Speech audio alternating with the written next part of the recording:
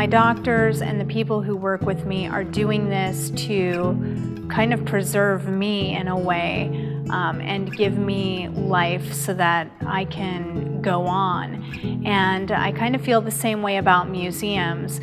We collect things, we do research, we preserve things to share them with people in the future. And so it kind of does have this weird correlation that I do work in this area. My name is Martha Alder. I am 31 years old. I work at the Burke Museum of Natural History and Culture. I am also living with metastatic breast cancer. Sometimes my husband and I go down to the dog park just to clear our minds, relax, and stop thinking about this disease. There's just sometimes when it just psychologically I can't handle it and I need to, get out some frustration, and unfortunately my poor husband has to bear that. I was initially diagnosed with breast cancer 4.5 years ago. I went through an initial lumpectomy, which was the biopsy of the tumor. It came back cancerous. At that time, I started chemotherapy, and the cancer responded fairly well to it, but never completely went into remission. About a year into that treatment, my doctor felt that it was time to move to a different drug because nothing had changed in quite a while. She had been through 5 previous regimens of chemotherapy which had involved Herceptin for the most part.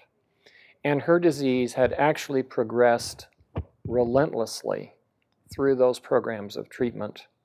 She was switched to a program involving Taxol this last spring, given in conjunction with Herceptin. She did respond to that program, and that was the good news. The bad news was that she had a lot of side effects from Taxol, especially what we call peripheral neuropathy, which leads to numbness and tingling and then frank pain and actual loss of motor function. We were able to get approval for her to change from native Taxol to Abraxane, which is a special formulation of Taxol that has a number of potential advantages. Her response has continued and in fact has further improved with the addition or substitution of the Abraxane for Taxol and the continuation of the Herceptin. Abraxane is a product of a new technology. The drug itself is distributed in tiny, tiny particles called nanoparticles that are bound to albumin. Albumin is the major circulating protein in the blood.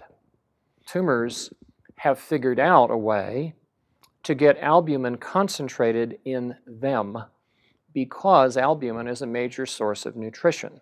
You could think of Abraxane as sort of a Trojan horse because we've incorporated, if you will, the Greek army inside this albumin particle, which now has a potent form of Taxol attached to it. My doctor is amazing. He knows what's coming out. And if he thinks it's a viable option for me, I am on it probably the next week. There's definitely a partnership in that. He asks me. He's interested in what I have to say about it too.